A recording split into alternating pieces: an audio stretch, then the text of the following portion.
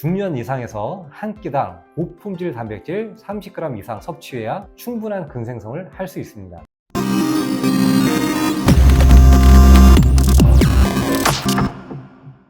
안녕하세요. 불어촉척의원 장원장, 청명부부 한의원 김기탁 선생님입니다. 오늘은 근손실 없이 건강하게 장수하는 비법을 알려드리겠습니다. 근육은 보통 30대에서 정점을 찍고요. 매년 감소하기 시작해서 65세 정도가 되면 30% 정도가 감소한다고 합니다. 저희 경우에도 근손실이 10% 정도는 왔다는 이야기인데요.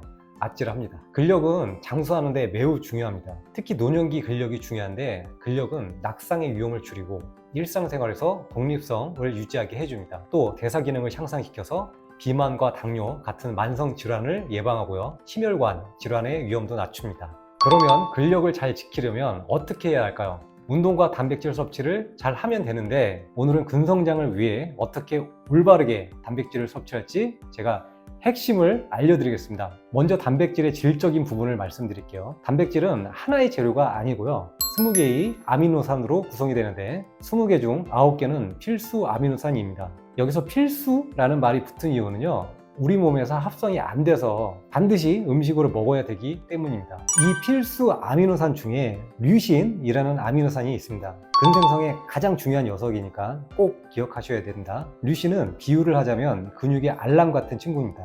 알람이 울려야 근육이 깨어나서 단백질을 합성하기 시작합니다.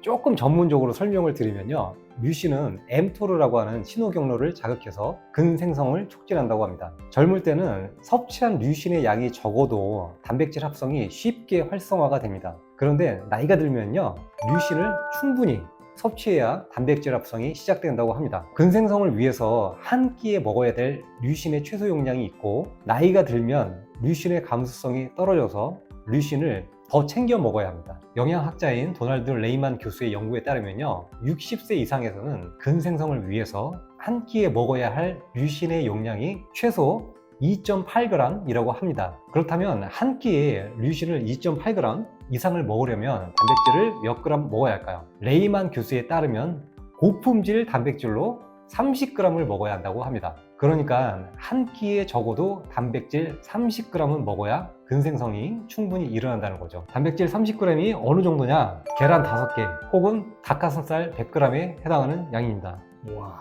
그런데 고품질 단백질에서, 고품질이라는 게 무슨 뜻일까요? 고품질이란 필수 아미노산이 풍부한 단백질을 말합니다. 동물성 단백질과 식물성 단백질 중 필수 아미노산이 더 풍부한 음식은 어느 것일까요? 동물입니다. 네, 동물성 단백질입니다. 소고기, 돼지고기, 생선, 계란, 우유 등은 동물성 단백질이고, 콩, 견과류, 곡물, 두부 등은 식물성 단백질입니다. 그래서 저희가 나이가 들면 동물성 단백질도 충분히 섭취를 하셔야 됩니다. 특히 우리나라 노인분들은 특히 더 중요한데요. 왜냐하면 동물성 단백질을 30% 정도밖에 안 드신다고 합니다. 맞아요. 예, 잘 안 드십니다. 서양은 70% 넘게 동물성 단백질을 먹거든요. 이건 좀 과하긴 하지만 네.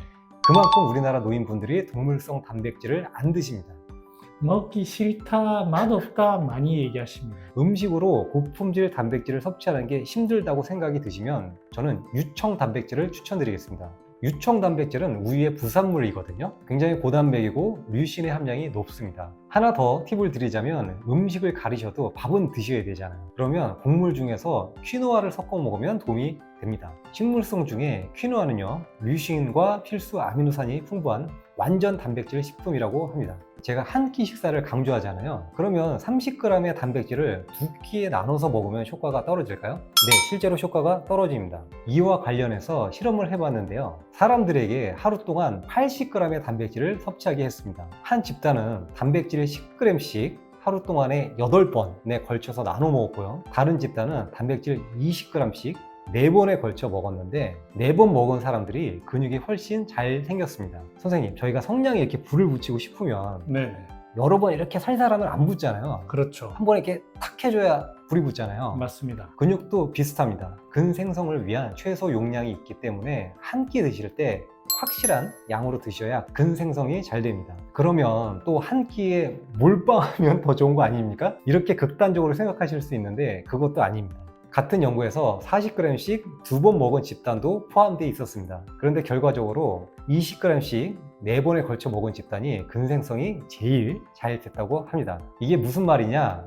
최적의 단백질 섭취량은 이 최소 용량도 있지만 최대 용량도 있다는 뜻이겠죠. 그래서 제가 딱 정리를 해드리겠습니다. 노인분들은 한 끼에 고품질 단백질 30g에서 35g은 먹어야 근생성이 활성화됩니다. 그리고 40g 이상은 추가적인 근생성을 자극하지 않습니다. 그리고 근생성이 활성화되는 시간은 식사 후 2시간에서 2시간 반이라고 하고요. 중간에 추가적인 단백질 섭취를 했다. 이거는 근생성의 의미가 좀 떨어진다고 합니다. 따라서 끼니 사이에는 3시간의 간격은 두셔야 된다는 뜻이겠죠. 그러면 하루 중에 단백질 섭취가 가장 유리한 시간은 언제일까요? 선생님, 근육에도 이 시계가 달려있다는 사실 아셨습니까? 그런가요? 저는 몰랐네요. 쥐를 가지고 실험을 해봤어요. 한쪽에는요, 아침에 단백질을 더 많이 주고요. 다른 한쪽에는 저녁에 단백질을 더 많이 줬습니다. 결론은 아침에 단백질을 많이 먹은 쥐들이 근비대가 더 잘 일어났습니다. 그런데 재밌는 사실은 쥐들에게 시계 유전자를 제거했더니 시간에 따른 근비대의 차이가 사라져 버렸습니다. 노인들을 대상으로 한 실험에서도 아침에 단백질 섭취를 많이 한 사람이 악력이 더 세졌다는 연구가 있습니다. 쉽게 생각해 보면요, 아침에는 생체 시계에 의해서 우리 몸이 컨디션이 좋은 거예요. 그래서 인슐린에 대한 감수성도 좋아서 혈당도 덜 오르고 류신에 대한 감수성도 좋아서 근육도 더 잘 만들어집니다. 그런데 보통은 거꾸로 탄수화물이든 단백질이든 저녁에 더 많이 먹는 경우가 생기게 되죠. 네, 맞습니다.